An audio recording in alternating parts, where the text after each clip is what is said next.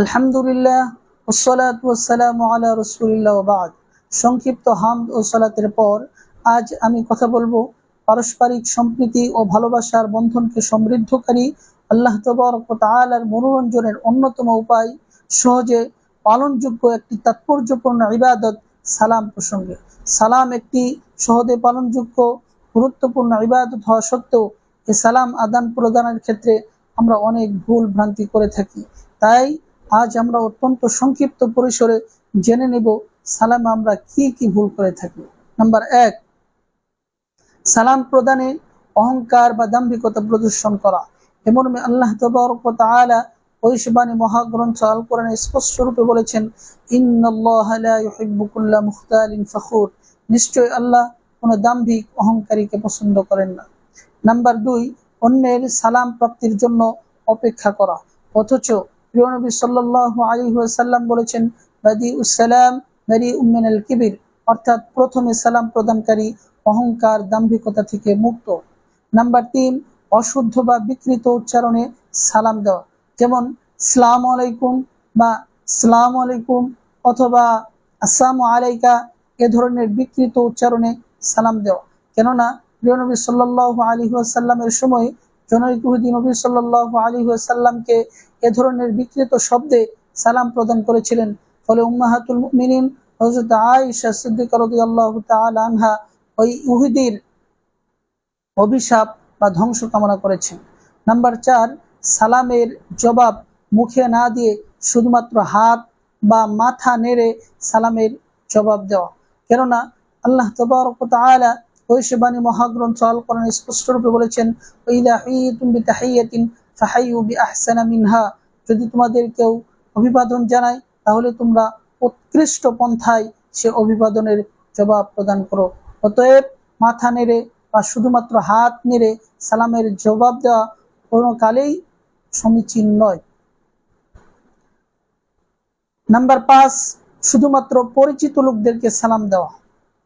প্রিয় নবী সাল্লাল্লাহু আলাইহি ওয়াসাল্লামকে জিজ্ঞাসা করা হয়েছিল, আইউল ইসলামি খায়র, ইয়া রাসূলুল্লাহ, ইসলামের মাঝে কোন জিনিসটি উত্তম? নবী সাল্লাল্লাহু আলাইহি ওয়াসাল্লাম তাদের প্রশ্নের প্রতি উত্তরে বলেছেন, তুতঈমুত তুআম ওয়া তাকরাউস সালাম আলা মান আরাফতা ওয়া মান লাম তা'রিফ। ইসলামের মাঝে উত্তম জিনিস হচ্ছে মানুষদেরকে খাদ্য খাওয়ানো এবং পরিচিত অপরিচিত লোকদেরকে সালাম দেওয়া। অতএব সালামটা শুধুমাত্র পরিচিত লোকদের মাঝে সীমাবদ্ধ রাখা উচিত নয়। নাম্বার 6, সালাম শুনতে না পেলে তার কাছে গিয়ে বলা যে আমি সালাম দিয়েছি, এটা উচিত নয়। বরং সালাম দেওয়ার পর সম্বোধিত ব্যক্তি যদি সালাম শুনতে না পায় তাহলে তাকে পুনরায় সালাম দেওয়া। সে যদি আবারও শুনতে না পায় তারপর আবারও তাকে সালাম দেওয়া। কেননা প্রিয় নবী সাল্লাল্লাহু আলাইহি ওয়াসাল্লাম বলেছেন, তোমাদের কেউ যদি কারো গৃহে যায় সেখানে গিয়ে যেন সে পরপর 3 বার সালাম দেয়।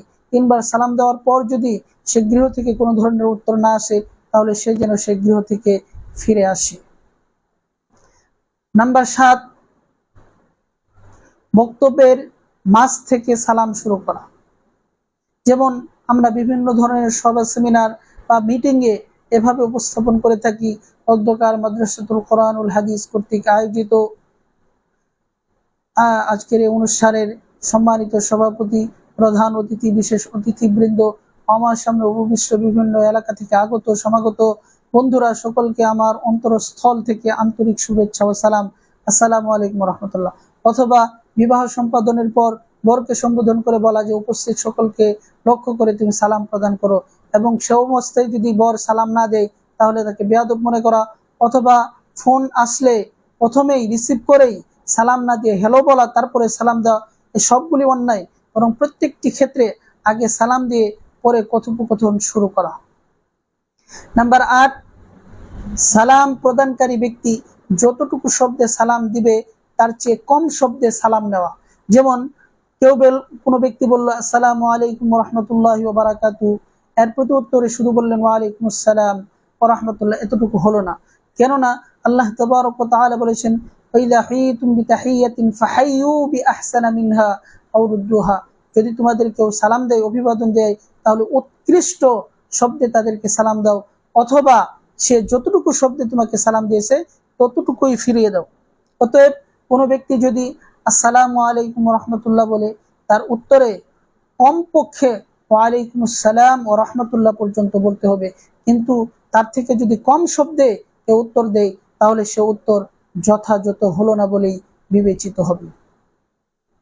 নাম্বার 9, সালাম প্রেরণের সময় এভাবে বলা যে আমার পক্ষ থেকে আমার অমুক ভাইকে সালাম দিয়ে দিই, এটা উচিত নয়। বরং বিশুদ্ধ তরিকা হচ্ছে এভাবে বলতে হবে যে আমার পক্ষ থেকে আমার অমুক ভাইকে আসসালামু আলাইকুম রহমতুল্লাহ পৌঁছে দিও। নাম্বার 10, সালাম বহন করে নিয়ে যাওয়া ব্যক্তি যার কাছে সালাম পৌঁছে দেয় তাকে গিয়ে এইভাবে বলা যে আপনার অমুক ভাই বা আপনার অমুক বন্ধু আপনাকে সালাম প্রেরণ করেছে।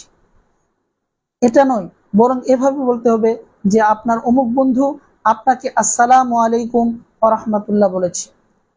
নাম্বার 11, কারো মাধ্যমে সালাম প্রেরণ করলে বা কারো মাধ্যমে সালাম আসলে ওর উত্তরে এভাবে বলা ওয়ালাইকুম আসসালাম ওয়া রাহমাতুল্লাহ, এটা উচিত নয়। বরং এটা জবাব হলো না, বরং জবাব হচ্ছে যদি কারো মাধ্যমে সালাম আসে তাহলে এভাবে বলতে হবে ওয়ালাইকা ওয়া আলাইহিস সালাম। 12 নম্বর, সালাম দেওয়া বা নেওয়ার সময় মাথা নিচু করা। নবী সাল্লাল্লাহু আলাইহি ওয়াসাল্লাম এটাকে কঠোরভাবে নিষেধ করেছেন। আল্লাহ নবী সাল্লাল্লাহু আলাইহি ওয়াসাল্লামকে জিজ্ঞাসা করা হলো, ইয়া রাসূলুল্লাহ, সালাম দেওয়া বা নেওয়ার সময় কি আমরা মাথা নিচু করব? আল্লাহ নবী বললেন না। আল্লাহ নবীকে বললেন, তাহলে আমরা কি চুম্বন করব? রাসূল সাল্লাল্লাহু আলাইহি ওয়াসাল্লাম বললেন না। তারপর তারা আবার জিজ্ঞেস করলেন, ইয়া রাসূলুল্লাহ, তাহলে আমরা কি তাকে জড়িয়ে ধরবো? নবী সাল্লাল্লাহু আলাইহি ওয়াসাল্লাম বললেন না। তারপর সাহাবা একরাম জিজ্ঞেস করলেন, তাহলে কি আমরা কি মুআনাকা করব, অর্থাৎ কাঁধের সাথে কাঁধ মিলাবো? আল্লাহ নবী এটার পারমিশন দিলেন এবং মুসাফাহা করার কথা বললেন। নাম্বার 13, সালাম দেওয়ার সময় নিয়ম রক্ষা না করা। অর্থাৎ সালাম দেওয়ার কিছু নিয়ম আল্লাহ নবী সাল্লাল্লাহু আলাইহি ওয়াসাল্লাম বলেছেন যে ইউসাল্লিমুল সগীরু আলাল কাবীরি ওয়া ইউসাল্লিমুল কলিলু আলাল কাসীরি ওয়া ইউসাল্লিমুর রাকিবু আলাল মাশি ওয়া ইউসাল্লিমুল মাশি আলাল কাঈদ। অর্থাৎ ছোটরা বড়দেরকে সালাম দিবে, কম সংখ্যক লোক বেশি সংখ্যক লোকদেরকে সালাম দিবে, আরোহী ব্যক্তি পায়ে হেঁটে চলা ব্যক্তিকে সালাম দিবে, পায়ে হেঁটে চলা ব্যক্তি উপবিষ্ট ব্যক্তিকে সালাম দিবে। এটা হচ্ছে নিয়ম। যদিও এই নিয়ম লঙ্ঘন করে কেউ যদি আগে বেড়ে সালাম দেয় সেটা দূষণীয় নয়, কেননা এক্ষেত্রেও দলিল রয়েছে নবী সাল্লাল্লাহু আলাইহি ওয়াসাল্লাম থেকে এসেছে, আর নবী সাল্লাল্লাহু আলাইহি ওয়াসাল্লাম আলা গিলমান ফাসাল্লামা আলাইহিন্না। অর্থাৎ একদা নবী সাল্লাল্লাহু আলাইহি ওয়াসাল্লাম কিছু ছেলেপেলেদের পাশ দিয়ে অতিক্রমকালে তাদেরকে সালাম প্রদান করেছিলেন। অতএব যে কেউ কাউকে সালাম দিতে পারে, তবে নিয়ম রক্ষা করাটা উত্তম।